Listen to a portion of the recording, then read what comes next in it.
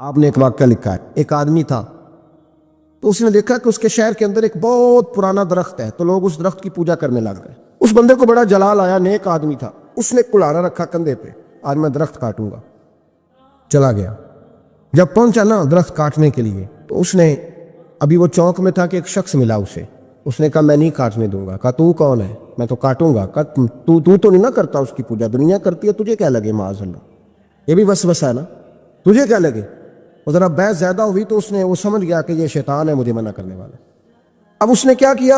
میں نہیں کاٹنے دیتا، کہا نہیں میں کاٹوں گا۔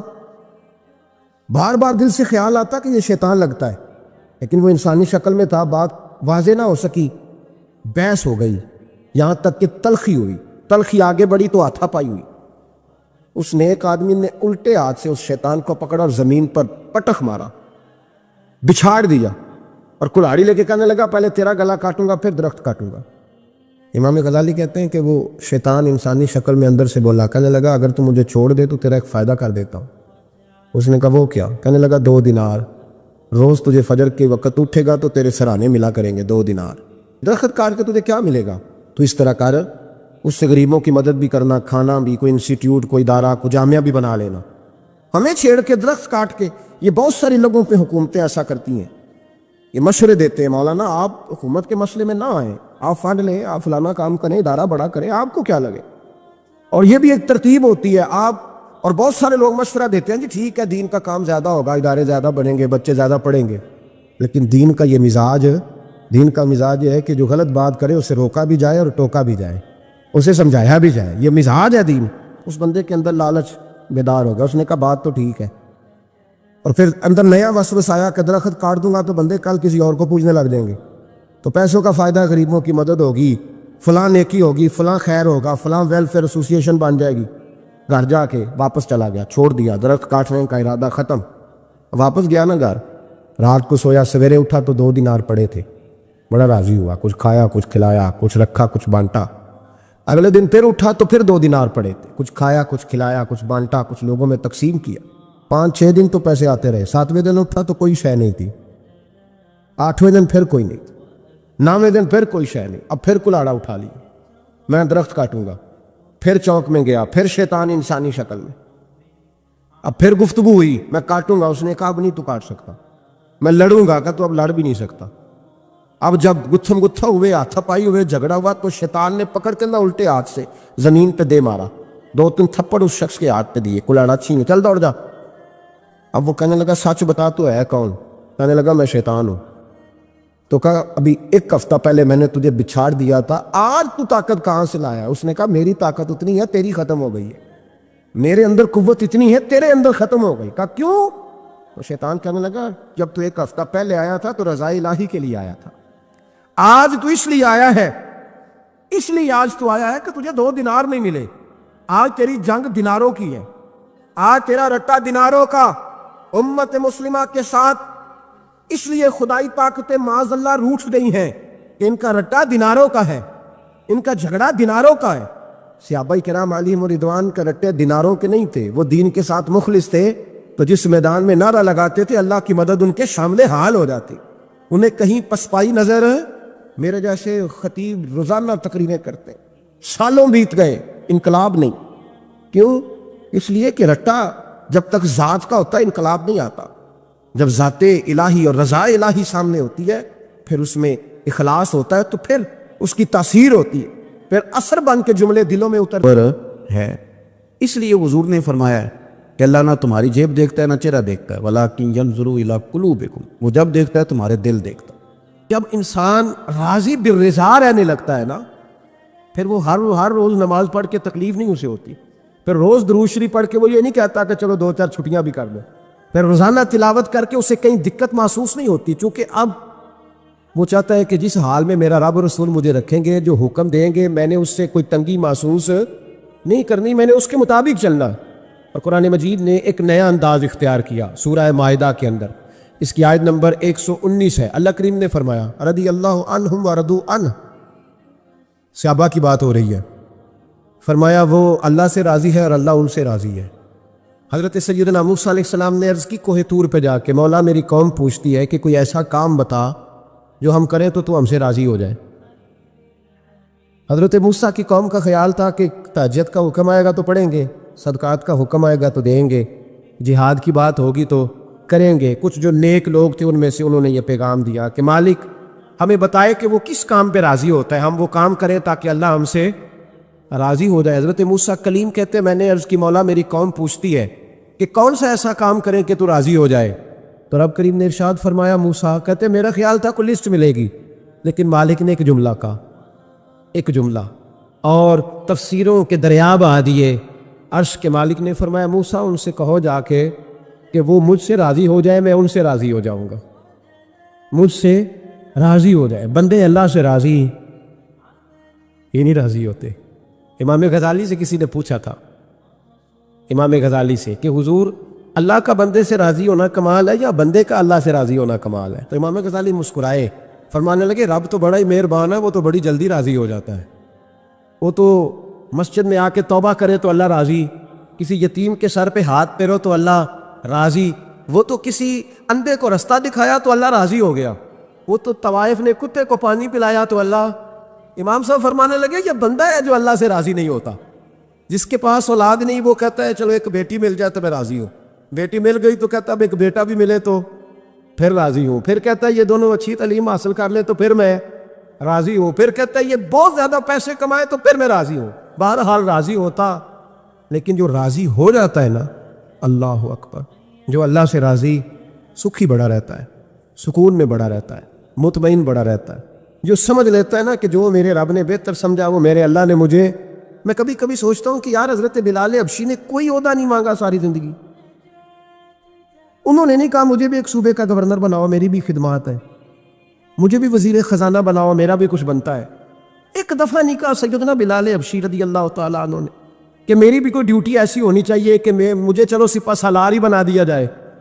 ساری زندگی مسجد میں جھاڑو دیا تو اسی پہ راضی رہے، ساری زندگی محبوب کے مہمانوں کا لنگر پکایا تو اسی پہ راضی رہے، ساری زندگی میرے محبوب علیہ السلام کے بچوں کی نوکری کی تو اسی پہ راضی رہے، راضی بالرضا رہے۔ حدیث پاک سنیے، نبی پاک علیہ السلام نے ایک دن صحابہ سے پوچھا کہ تم کیا سمجھتے ہو، اپنے دل کو جب پوچھتے ہو، دل پہ توجہ کرتے ہو تو کیا جانتے ہو؟ تو صحابہ عرض کرنے لگے یا رسول اللہ جب ہم اپنے دل پہ توجہ کرتے ہیں تو ہم سمجھتے ہیں کہ اللہ نے ہمیں ایمان عطا فرمایا ہے۔ تو حضور نے فرمایا تمہارے ایمان کی دلیل کیا ہے؟ ایمان کی کوئی دلیل بھی تو ہوتی ہے نا، ہمارے زمانے میں تو کوئی دلیل نہیں، نماز نہیں پڑھتا پھر بھی میں مسلمان ہوں، روزہ نہیں رکھتا پھر بھی مسلمان، جھوٹ صبح سے شام تک، کہتا خبردار کسی نے مجھے ذرا بھی بات کی سب سے بڑا مسلمان میں ہی ہوں، بددیانتی، دھوکہ، فریب، فرار، لیکن خبردار کسی نے کوئی بات کی سب سے بڑا مفتی میں ہی ہوں۔ جرم سارے پائے جاتے، دلیل کیا ہے بھائی؟ اگر دیکھیں نا، اگر درخت ہے تو دلیل یہ ہے کہ پھل بھی ہے، شاخیں بھی ہیں، لیکن تو صاحب ایمان ہے تو دلیل کیا ہے؟ تو نبی پاک صلی اللہ علیہ وسلم نے صحابہ سے پوچھا کہ تم ایماندار ہو تو دلیل دو۔ تو بڑے خوبصورت تھے میرے محبوب کے تیار کردہ لوگ، عرض کرنے لگے یا رسول اللہ ایمان کی دلیل یہ ہے کہ اگر اللہ ہمیں نعمت دیتا ہے تو ہم شکر ادا کرتے ہیں، اگر کبھی مصیبت آتی ہے تو ہم صبر کرتے ہیں، اور یا رسول اللہ ہم اپنے رب کے ہر فیصلے پر راضی رہتے، ہم اپنے اللہ کے ہر فیصلے پر۔ اب حضور نے رزلٹ کا اعلان کیا تو میرے محبوب فرمانے لگے پھر سنو میں گواہی دیتا ہوں واقعی اللہ نے تمہیں دولت ایمان عطا فرمائی ہوئی، پھر واقعی اللہ نے تمہیں دولت ہے، اگر تم اپنے رب پر راضی ہو، اگر تم راضی ہو اس کام پر جس پہ اللہ نے تمہیں رکھا ہوا ہے، اگر تمہیں کسی کو دیکھ کر تکلیف نہیں ہوتی، اگر تم نہ حسد میں جلتے ہو، نہ بغض میں، نہ کینے میں، نہ تکبر میں، نہ احساس کمتری کا شکار ہوتے، اگر تم راضی رہتے ہو کہ میرے مالک نے بہترین زندگی مجھے دی، پھر اس کا مطلب یہ ہے کہ تم صاحب ایمان ہو۔ ہمارے زمانے میں لوگوں کی وہ تکلیفیں، صبر نہیں ہے، سکون نہیں ہے، بے چینی سی ہے، بے قراری سی ہے، معاشرے میں ایک عجیب سی ہلچل ہے، ہر آدمی سمجھتا ہے کہ وہ سامنے والا جو شخص ہے نا وہ بڑا سکھی ہے اور میں بڑی تکلیف میں ہوں۔ میں رات اپنے پیر بھائیوں کو سمجھا رہا تھا، میں کہہ رہا تھا یاد رکھنا جس آدمی کا عہدہ بڑا ہوتا ہے نا اس کا زخم بھی بڑا گہرا ہوتا ہے، اس کا زخم بھی بڑا، ہاں وہ کسی شاعر نے، شعر اردو کا ہے اور تھوڑا وقی تھا شاعر بھی، تو بات بھی اس کی تھوڑی وقی ہے، چلیں آپ سیانے لوگ ہیں آپ کی سمجھ میں آ ہی جائے گی۔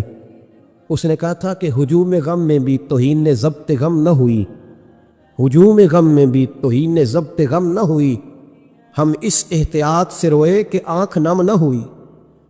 لوگوں کو نہیں پتہ چلا کہ ہم رو رہے ہیں. ہم نے واہ ویلا کر کے دنیا، ہم اس احتیاط سے روئے کہ ہماری آنکھ نم نہ ہوئی. ہم نے واہ ویلا کر کے نہیں بتایا کہ بڑی دقت میں. ہم نے اپنے آپ کو محفوظ رکھا، ضبط میں رکھا، حوصلے میں رکھا. اللہ کی رضا پہ راضی رہے، اپنے آپ کو اپنے رب کی رضا پر. میرے نبی پاک صلی اللہ تعالی علیہ وسلم نے فرمایا کہ قیامت کے دن میری امت کا ایک گروہ ایسا ہوگا جسے اللہ تبارک و تعالیٰ اس طرح جنت میں پہنچا دے گا جیسے کوئی بندہ اڑ کے جنت میں چلا جاتا ہے.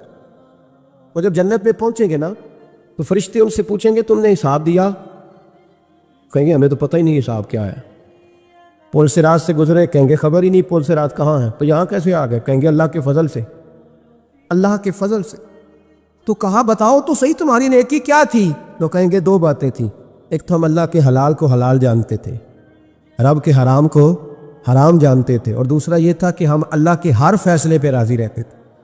اللہ کے ہر فیصلے پہ، تو جو رب کریم کی رضا پہ راضی رہے پھر اسے کسی حساب کتاب کا سامنا نہیں کرنا پڑے گا، پھر اسے پل صراط کی دشوار گزار گھاٹیوں کا سامنا نہیں کرنا پڑے گا. شرط یہ ہے کہ وہ اللہ کی رضا پہ راضی رہے، وہ اللہ کے فیصلے کو بصیر و چشم مانے، وہ عاجزی اور انکساری کے ساتھ گردن جھکا دے اپنے مالک کے فیصلوں پر، جھکا دے. اللہ نے حضرت ابراہیم کو اولاد نہیں دی، پھر زمانے کے بعد دی، پھر دینے کے بعد کہا کہ جاؤ وادی غیر ذی زرع ان میں چھوڑ کے آؤ. سخت گرمیاں ہو جائے تو لوگ بچوں کو اسکول نہیں بھیجتے، چھٹیوں کا اعلان ہو جاتا ہے. لیکن حضرت ابراہیم چھوڑ آئے بچہ. اور بچہ، ایک تو بچہ اللہ تعالیٰ روٹین میں دیتا ہے تو اس کی قدر و منزلت اور ہوتی ہے، اور ایک بندہ بڑی دعاؤں التجاؤں خواہشات کے بعد لیتا ہے، اس کی قدر و منزلت. وہ بچہ جو بڑی دعاؤں کے بعد لیا، کہا چھوڑ آؤ، کوئی کھانا نہیں، پانی نہیں، دانا نہیں. حضرت ابراہیم چھوڑ آئے. 13 سال اکٹھے رہنے کی اجازت نہ ملی، اور جب اجازت ملی تو کہا اب چھری اٹھاؤ اور بیٹے کی گردن پہ چلا دو. آپ اس کو آسان کام سمجھتے ہیں؟ اتنی تسلیم و رضا، ہر فیصلے پہ راضی ہونا، ہر فیصلے پہ. یہاں ہمارا حال یہ ہے کہ 2 منٹ کے لیے تکلیف آتی ہے تو لوگ واہ ویلا کرتے، شور بچاتے، کفر بولتے. ہر آدمی آپ اس کو ٹٹول کے دیکھے تو کہتا ہے سب سے تکلیف میں ہی ہوں. کس سولی پہ لٹکے ہوئے ہم؟ آخر کون سا معاشرے کا ایسا دکھ ہے جو صرف ہمارے پاس ہی آ گیا؟ ہر آدمی کہتا ہے مجھے نہ چھیڑنا، سب سے زیادہ غمگین میں ہی ہوں. بھائی بتا تو صحیح نا کہ آخر کون سی ایسی چیز ہے جو مالک نے تجھے عطا نہیں فرمائی؟ لیکن ہماری آزمائشیں ہیں، ہمارے جملے ہیں، ہماری گفتگو ہے کہ ان سے شکوہ چھلکتا، ان سے شکایتیں ٹوٹ ٹوٹ کے نیچے گرتی ہیں. ہم یہ سوچتے ہی نہیں کہ ہمیں نہیں پتا ہمارے حق میں بہتر کیا ہے. ہمارے رب کو پتا ہے کہ ہمارے حق میں بہتر کیا ہے. اس لیے لوگ شکایت نہیں کرتے تھے. آج ہر بات پر شکایت ہے، ہر بات پر لوگ شکوہ کرتے ہیں، اور ہر بات پر لوگ اللہ تبارک و تعالیٰ کی بارگاہ ناز کے نافرمان بنتے ہیں. اور پھر سوال کیا، یا اللہ تو راضی ہو جا، یا اللہ تو. اور اللہ کیا فرماتے ہیں؟ فرماتے ہیں موسیٰ اپنی قوم سے کہو یہ مجھ سے راضی ہو جائے، میں بھی ان سے راضی ہو جاؤں گا. حضرت رابعہ بصری رحمۃ اللہ تعالیٰ علیہ نا طبقہ صوفیاء میں ایک بڑی منفرد حیثیت رکھتی ہیں، علیحدہ ایک مقام ہے. اور ان کی زندگی بتاتی ہے کہ اللہ کی معرفت اور رب تبارک و تعالیٰ کا قرب صرف مرد کے لیے خاص نہیں، اگر عورت بھی توجہ کرے تو اللہ اسے بھی خزانے کھول کے عطا فرماتا ہے، اسے بھی اللہ خزانے کھول. حضرت رابعہ بصری اکثر نہ اولیاء اللہ کی مجالس میں جا کے بیٹھتی تھی، بیٹھتی پردے کے اندر تھی لیکن بیٹھا کرتی تھی. جو لوگ اس رستے کے مسافر ہوتے ہیں وہ بات کو سمجھتے ہیں کہ یہ گہرا معاملہ ہوتا ہے. کسی جگہ سے کوئی ایسی چیز ملتی ہے جس کو فوری طور پر طبیعت اور نفس قبول نہیں کرتا. لیکن جو صوفیاء ہوتے ہیں نا، سالکین طریقت، معرفت کے رستے کے مسافر، وہ چونکہ مسافر ہوتے ہیں تو انہیں جو بندہ بھی منزل کا رستہ بتاتا ہے وہ اس کی بات غور سے سنتے ہیں، اعتراضات نہیں کرتے، شکوے نہیں کرتے، بن کے نہیں بیٹھ جاتے. ہمارے زمانے میں مسافر نہیں ہیں طریقت کے. ہمارے زمانے میں یہاں مرید کامل ہیں، یہاں پھر پیر ہیں جو مطلق العنان ہے، جن کے سامنے جو سوال ہی نہیں پیدا ہوتا کسی اور کی بھی سنے، ممکن نہیں. حضرت رابعہ بصری بیٹھی تھی. حضرت سفیان ثوری بہت بڑا نام ہے. یہ وہ شخصیت ہے کہ جب جایا کرتے تھے تو اولیاء اللہ کھڑے ہو کے ان کا استقبال کرتے. بغداد میں اتنا بڑا درجہ تھا ان کا. حضرت جعفر بن سلیمان بھی بیٹھے تھے، سفیان ثوری بھی بیٹھے. تو حضرت سفیان ثوری دعا مانگنے لگے. جناب رابعہ بصری پردے کے اندر بیٹھی ہوئی تھی، دعا مانگنے لگے، اے اللہ مجھ سے راضی ہو جا، اے اللہ مجھ سے راضی ہو جا، اے اللہ مجھ سے۔ دیر تک دعا مانگتے رہے تو بی بی صاحبہ، مائی صاحبہ اندر سے بول پڑی ناراض ہو کے، کہنے لگی بس کر سفیان، کیا دعا مانگ رہا ہے تو؟ کب سے میں سن رہی ہوں، بس کر۔ کیا ہوا، تو کیوں ناراض ہوتی ہے؟ فرمانے لگی سفیان تو نے ایک بار بھی کہا، میں نے برداشت کیا، دوسری بار بھی کہا، بتائیے دعا ٹھیک ہے کہ نہیں ان کی؟ اے اللہ تو مجھ سے راضی ہو جا۔ اس دعا پہ ناراض ہوگی مائی صاحبہ، کہنے لگی تو نے ایک بار بھی مانگی تو میں چپ رہی، دوسری بار بھی مانگی تو اب تو چپ ہی نہیں کر رہا، بس کر۔ تو حضرت سفیان کہنے لگے چل میری اصلاح کر دے۔ تو مائی صاحبہ کہنے لگی تو یہ تو کہہ رہا ہے یا اللہ راضی ہو جا، یا اللہ راضی ہو جا، پہلے تو بتا تو اللہ سے راضی ہے؟ پہلے اپنے نفس پر نظر ڈالنا، تو راضی ہے؟ روز نہیں مانگتا کہ 2 کروڑ چاہیے، 6 کروڑ چاہیے، انسان کا نفس روز نہیں کہتا بڑی گاڑی چاہیے، روز نہیں کہتا میرے بھی ٹھاٹ باٹ ہو، میں بھی بڑی گاڑی میں کھڑے ہو کے لوگوں کو ہاتھ لہرا کے لیڈر بنوں، روز نہیں کہتا میرا بھی بڑا نام ہو، پہلے بتا نا تو راضی ہے؟ حضرت سفیان ثوری نے جب بات سنی تو جھگڑا نہیں کیا، بلکہ اللہ اکبر کہا، چیخ مار کے رونے لگے، کہنے لگے رابعہ تو سچ کہتی ہے، ابھی تو میں اس منزل تک نہیں پہنچا کہ میں رب سے راضی ہو جاؤں تو میں اسے راضی کرنے چلا ہوں، تو سچ کہتی ہے۔ قریب ہی حضرت جعفر بن سلیمان بیٹھے تھے، وہ بی بی رابعہ کے پاس گئے، کہنے لگے مائی صاحبہ مجھے تو بتا دے آخر بندہ اللہ سے راضی ہوتا کب ہے، یہ منزل شروع کب ہوتی ہے؟ تو آپ فرمانے لگے اس وقت کہ بندے کا جو حال نعمت ملنے پہ ہوتا ہے نا، جب وہی حال اس کا مصیبت آنے پہ ہو تو پھر سمجھو وہ اپنے رب سے راضی ہو گیا، پھر وہ اپنے رب سے۔ یہاں لوگ راضی نہیں ہیں، نہ شریعت کے حکم پر راضی ہیں معاذ اللہ، نہ دین کے آنے پر راضی ہیں، نہ نفاذ شریعت پر راضی ہیں، نہ لوگ اپنے ہر معاملے میں۔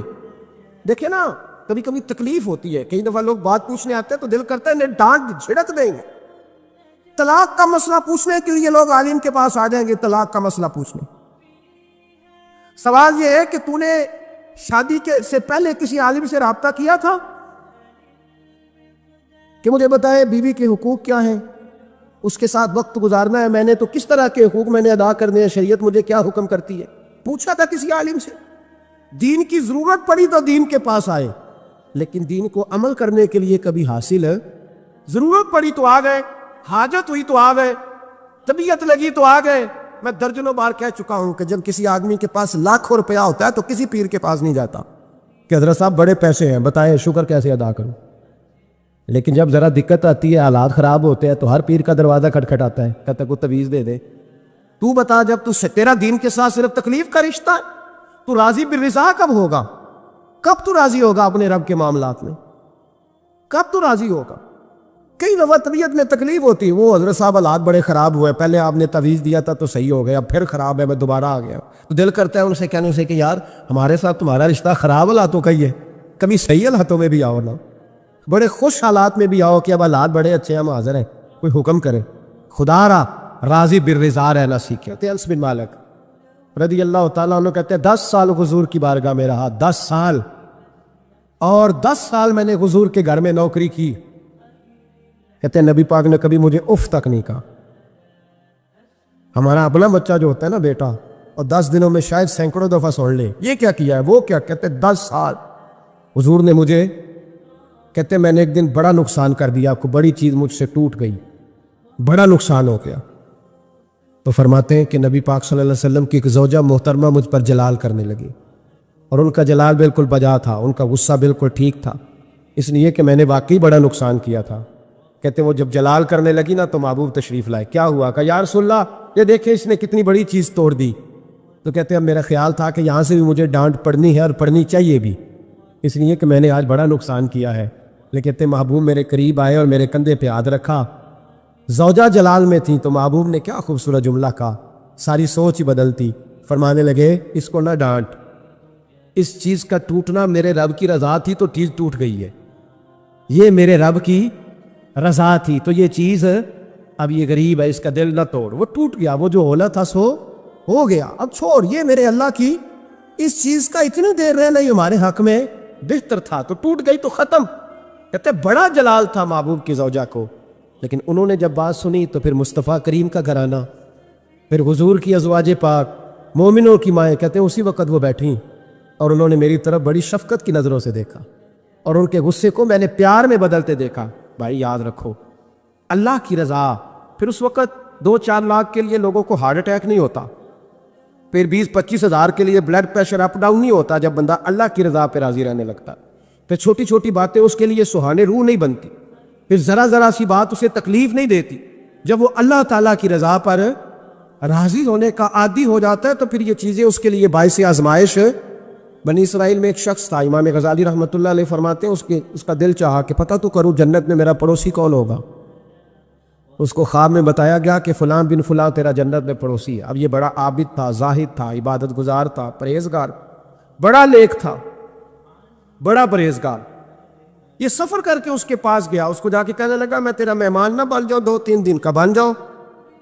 کہتے میں 3 دن اس کے ساتھ رہا، میں اس سے زیادہ نوافل پڑھتا تھا، زیادہ صدقات و خیرات کرتا تھا، زیادہ عبادات کرتا تھا، وہ تو میرے مقابلے میں کچھ بھی نہیں۔ 3 دن کے بعد میں آنے لگا تو میں نے اس کو کہا یار میں ایک مقصد کے لیے آیا تھا تیرے پاس۔ اس نے کہا بتائیے۔ میں نے کہا کہ میرا آنے کا مقصد یہ تھا کہ میں دیکھوں تو کون سی ایسی عبادت کرتا ہے کہ جنت میں تو میرا پڑوسی بنے گا، لیکن تیری عبادات ریاضت میں تکبر نہیں کرتا، لیکن میں نے کوئی خاص چیز دیکھی نہیں، کوئی خاص بات ہے تو مجھے بتا دے۔ تو بندہ کہنے لگا کوئی خاص بات نہیں، ہاں ایک چھوٹی سی عادت ہے میرے اندر، چھوٹی سی عادت۔ بڑے لوگ کبھی بھی اپنی باتوں کو بڑا نہیں سمجھتے، کہ ایک چھوٹی سی عادت ہے، کہ وہ کون سی؟ تو وہ کہنے لگا اگر شدید گرمی ہونا تو میں نے اپنے رب سے کبھی سردی نہیں مانگی، اور کبھی برف جمی ہونا گلیوں میں تو میں نے اپنے رب سے کبھی گرمی نہیں مانگی۔ میں سمجھتا ہوں میرا رب مجھے دیتا ہی وہ ہے جو میرے حق میں بڑا بہتر ہوتا ہے۔ یہ ایک میری چھوٹی سی عادت ہے کہ کڑاکے کی دھوپ میں میں نے کبھی مالک سے سائے کا سوال نہیں کیا، اور اگر تیز بارش ہو رہی ہو تو میں نے کبھی یہ نہیں کہا کہ بارش نہیں ہونی چاہیے تھی، کیا بنے گا فلاں چیز کا۔ میں سمجھتا ہوں جو بہتر تھا اللہ نے وہی دے دیا ہے تو میں مطمئن رہتا ہوں۔ تو عابد وہ نیک آدمی وہ اللہ کے ولی کہنے لگے اسے چھوٹی سی عادت نہ بتا، تیری یہ وہ عادت ہے جس کی وجہ سے رب تجھ سے راضی ہو گیا ہے، اللہ تجھ سے راضی ہے تیری اس عادت کی بنا پر۔ جب ہمارے مزاج میں یہ چیزیں آ جائیں گی نا کہ جو میرے حق میں بہتر تھا مالک نے مجھے وہ دے دیا ہے، پھر ہم ہر جگہ بیٹھنے کی تمنا نہیں کریں گے، پھر سامنے والے سے ہم حسد نہیں کریں گے، پھر ہم یہ نہیں چاہیں گے کہ اللہ کرے وہ مر جائے اور اس کی ہر چیز مجھے مل جائے، پھر ہمارا مزاج پھر ہماری طبیعت یہ نہیں رہے، اللہ کی رضا پہ راضی رہے، مالک کے فیصلوں میں اپنے دل میں کوئی بوجھ محسوس نہ کریں، اپنی زندگی اللہ کے فیصلوں۔ دیکھیں نا، جو ماں باپ اللہ نے بڑے اچھے سمجھے وہ ہمارے لیے پسند کیے، وہ اللہ نے ہمارے لیے جو اس نے ہمارے حق میں بڑے، جو بہن بھائی اللہ کرے آپ کو سمجھ آئے، جو بہن بھائی اس نے ہمارے حق میں بڑے اچھے سمجھے وہی بہن بھائی اس نے ہمیں عطا کیے۔ جس بیوی کو اس نے ہمارے گھر کے گلشن میں بہتر سمجھا اس کو لا کے اس نے ہمارے آنگن میں بٹھایا، اور جو اولاد اس نے ہمارے لیے باعث افتخار سمجھی وہ اولاد اس نے ہمیں عطا فرمائی۔ حضرت نوح علیہ السلام کا بیٹا کافر ہو گیا، پر کسی جگہ انہوں نے شکوہ نہیں کیا کہ مالک یہ کافر کیوں ہوا۔ اللہ کے قبضے میں ہے نا دل، پھیر سکتا ہے نا، مقلب القلوب ہے، لیکن حضرت نوح نے دعا اللہ کی رضا پر راضی رہے، اپنا مزاج بدلے، تاکہ معاشرے میں یہ جو گھٹن ہے، یہ جو ٹینشن ہے، یہ جو جھگڑا ہے، یہ جو چھینا چھانی ہے، یہ جو ایک دوسرے پر لوگوں کی نظریں ترشی ہیں، یہ ختم ہو۔ سمجھیں کہ میرے حق میں جو بہتر تھا مالک نے وہ چیز مجھے عطا کر دی۔ میں اکثر کہتا ہوں اپنے دوستوں کو، میں کہتا ہوں مجھے ایسے لگتا ہے جو سب سے اچھے ماں باپ تھے وہ اللہ نے مجھے عطا فرمایا، اور جو سب سے بہترین اساتذہ تھے نا ان کا دروازہ اللہ نے مجھے عطا فرمایا، اور جو جس شیخ جس پیر کو اللہ نے سب سے زیادہ شان عطا فرمائی اس کا دروازہ اللہ نے مجھے دکھایا۔ اور اس کے بعد اتنے تابع دار شاگرد میں نے کسی کے نہیں دیکھے جتنے مجھے ملے، اور اتنے وفادار پیر بھائی اور مرید میں نے کسی کے نہیں دیکھے جتنے مجھے ملے۔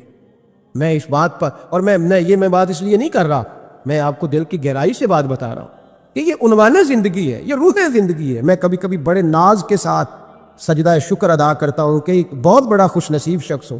اب یہ بات صرف سوچنے کی ہے، 100 لوگوں میں سے اگر ان 2 پہ ہی بندہ غور کرے جو نافرمان ہے تو پھر زندگی آگے چل سکتی؟ تو 98 پر غور کیوں نہیں کرتا؟ تو 98 پر غور کیوں نہیں کرتا؟